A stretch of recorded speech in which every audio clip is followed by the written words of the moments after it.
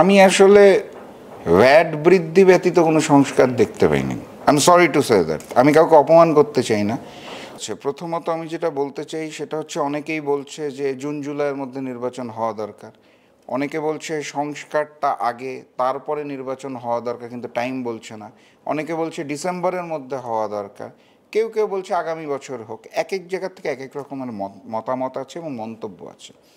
আমি যেটা মনে করি সেটা হচ্ছে, যেই বছরটা এখন চলছে 2025 ডিসেম্বরের মধ্যে জাতীয় নির্বাচন হয়ে যাওয়া প্রয়োজন। কারণ সংস্কার একটি চলমান প্রক্রিয়া। 90-এর গণ অভ্যুত্থান যখন হয়েছিল, তখন দেশের মানুষের যে সংস্কারের চাহিদা ছিল, সেটা কিন্তু 2025 সালে সে আর কাজ করবে না। সময়ের সাথে সাথে, যুগের সাথে সাথে আপনার চাহিদা বৃদ্ধি হবে এবং সংস্কারটাকে চালিয়ে যেতে হবে। অতএব পুরাটা ঢেলে সংস্কার করব তারপর নির্বাচন দেবে, এটা কোনো বাস্তবসম্মত কথা না। সংস্কার আজকেও লাগবে, 5 বছর পরেও লাগবে, 50 বছর পরেও লাগবে। এখন আপনি যদি বলেন 50 বছর ধরে আমি সংস্কার করবো, এটা কোনো বাস্তবসম্মত পরিকল্পনা নয়।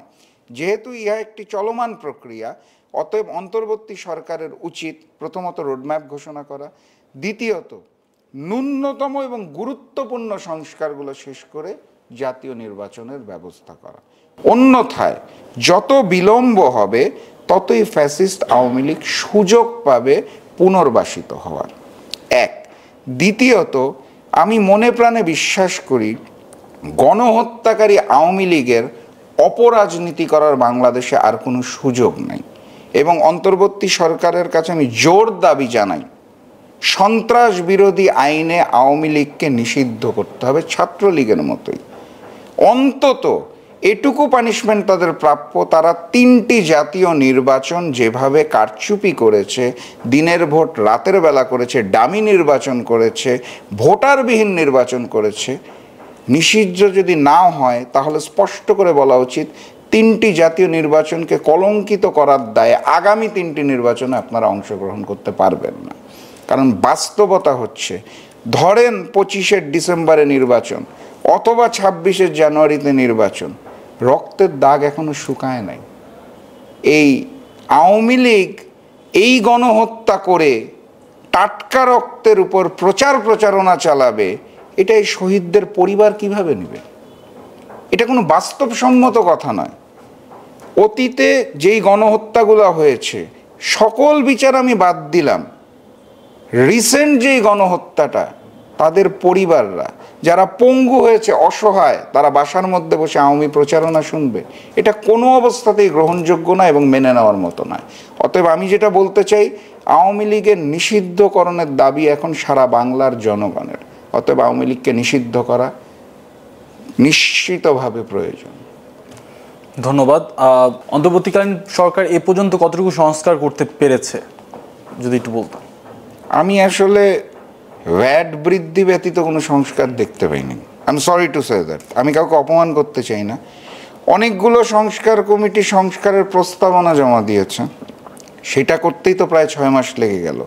এখন সেগুলো নিয়ে আলোচনা হবে, সমালোচনা হবে, তারপর সেগুলোর কার্যক্রম শুরু হবে। এখন 6 মাসের কথা যদি বলি, প্রায় 6 মাস আমি দৃশ্যত কোনো সংস্কার দেখতে পাইনি।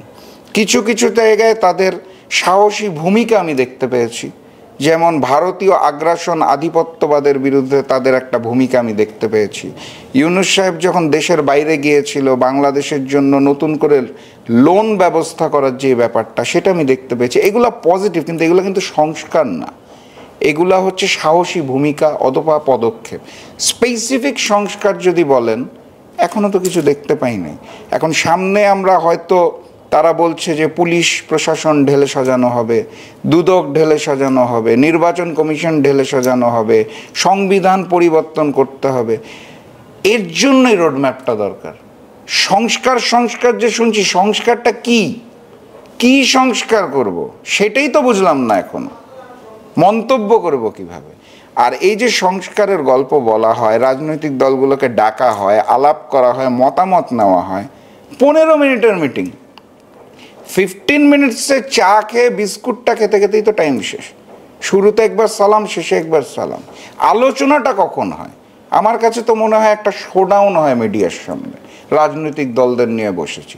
আসলে ওইটুক সময়ের মধ্যে কি আলোচনা সম্ভব আমি জানি না। এবং মাঝে মাঝে তারা বলে লিখিত জমা দেন, আমরা জমা দিয়েছি, এটিকে আদৌ পড়ে দেখে কিনা সেটা নিয়েও আমার সন্দেহ আছে। অতএব এই সংস্কারের গল্পটা না যত সময় পেরোচ্ছে ফিকে হয়ে যাচ্ছে, ঝাপসা হয়ে যাচ্ছে, বিশ্বাসযোগ্যতার জায়গাটা নষ্ট হয়ে যাচ্ছে। এই জায়গাটাতেই আমি অনুরোধ করব অন্তর্বর্তী সরকারকে স্বচ্ছ হতে হবে, এবং স্বচ্ছতার জন্য একটাই উপায়, রোডম্যাপ। নির্বাচনের তারিখ না, রোডম্যাপ মানে টোটাল ওয়ার্কস। কি করবেন, কিভাবে করবেন, কবে করবেন, কেন করবেন, কাকে নিয়ে করবেন, এই জিনিসটা জানাতে হবে। না হলে আলটিমেটলি দিন শেষে দেশের মানুষ, জনগণ হতাশ হয়ে যাবে। আচ্ছা, আমরা এখনও দেখছি যে রাস্তাঘাটে কিন্তু চাঁদাবাজি হচ্ছে, প্লাস বিভিন্ন জায়গায় চাঁদাবাজি হচ্ছে। আমরা দেখছি যে এখন পর্যন্ত প্রশাসন কিন্তু শক্ত হতে পারেনি। এখন পর্যন্ত তারা তাদের দায়িত্ব পালন করছে না, তাদেরকে দেখা যাচ্ছে রাস্তাঘাটে বসে থাকতে দেখা যাচ্ছে। তো প্রশাসনকে কিভাবে সজাগ করা যাবে? প্রশাসনকে সজাগ করতে আপনার সব মিলায় প্রয়োজন 60 সেকেন্ডস। আপনি যখন কোনো জায়গায় চাকরি করেন, আপনার ঊর্ধ্বতন কর্মকর্তা আপনাকে যে অ্যাসাইনমেন্ট দেয়, আপনি সেই অ্যাসাইনমেন্টটা পালন করেন, কারণ এটার এগেনস্টে আপনি বেতন পান, আপনার রুজি। প্রশাসনে যারা আছে তারা কিন্তু বাংলাদেশ গভর্নমেন্টের কর্মচারী, তাদেরকে তো ভাই অর্ডার দিতে হবে। বিশৃঙ্খলা হচ্ছে থামাও, চাঁদাবাজি হচ্ছে থামাও, খুন হচ্ছে থামাও, ধর্ষণ হচ্ছে ধরো, আসামিকে ধরো, বিচার করো। অর্ডারটা কে দিবে? অন্তর্বর্তী সরকার। আমি মনে করি অন্তর্বর্তী সরকার এই জায়গাটায় সম্পূর্ণরূপে ব্যর্থ। ওই নির্দেশনা দেওয়ার মানুষটাই তো নাই। তারা সংস্কারের গল্প বলছে, সংস্কার হওয়ার পরে অর্ডার দিবে, এর জন্য অপেক্ষা করছে। আপনি পল্টন থানা বা প্রেস ক্লাব থানার দায়িত্বরত পুলিশদের যদি হুকুম না দেন বিশৃঙ্খলা হচ্ছে থামাতে হবে, নিজ গরজে কেন করবে? আমি প্রশাসনকে দোষ দিব না। এক হচ্ছে প্রশাসনের মধ্যে আওয়ামী প্রেতাত্মা রয়েছে একটা বড় অংশ, যারা ইচ্ছাকৃতভাবে করছে না। আরেকটা অংশ করতে চাইছে কিন্তু পারমিশন নাই, তো পারমিশনটা কে দিবে? একটা মানুষকে দায়িত্ব নিয়ে বলতে হবে, আমি অর্ডার দিলাম চাঁদাবাজদের ধরে আনো, বিচার করা হবে। এই অর্ডারটাই তো দেওয়া হচ্ছে না। সমঝোতাটা যে কে করছে, কার সাথে করছে, এই বিষয়টা তো বুঝতে হবে। এই ছায়াগুলো কারা, এই নির্দেশনাগুলো কোথা থেকে আসছে, কে দেশের পরিবেশ পরিস্থিতিকে ঘোলাটে করতে চাচ্ছে? এটা কি দেশ থেকে হচ্ছে নাকি পার্শ্ববর্তী দেশ ভারত থেকে নির্দেশনা আসছে? আমরা তো জানি না। অন্তর্বর্তী সরকারে হঠাৎ লোক নিয়োগ দেওয়া হচ্ছে। সর্বশেষ যাদের নিয়োগ দেওয়া হলো তারা তো গণহত্যাকারীদের দোসর। এই অর্ডার কে দিল, কোথা থেকে আসলো? এটার দায় কে নিবে? ডিজিএফআই নাকি ইন্ডিয়ান র নাকি অন্তর্বর্তী সরকারের প্রধান? এই প্রশ্নগুলোর উত্তর খুঁজে বের করতে হবে। কেন ক্যান্টনমেন্টে গণহত্যার পরে 600-র বেশি আসামি আশ্রয় পেল, তারপর নিরাপদে এক্সিট নিতে পারলো? এইটার দায়িত্ব কে নিবে? আর্মি, ডিজিএফআই না অন্তর্বর্তী সরকার? কেউ তো দায়িত্ব নিচ্ছে না। এই প্রশ্নগুলোর উত্তর যদি স্পষ্ট না হয়, তাহলে আমার দেশের স্বাধীনতার সাথে সার্বভৌমত্ব আবারও হুমকির মুখে পড়বে। এই প্রশ্নগুলোর উত্তর প্রয়োজন, রোডম্যাপ প্রয়োজন, এবং জনগণের সরকার প্রয়োজন, ভোটটা প্রয়োজন। এটা বুঝতে হবে আমাদের।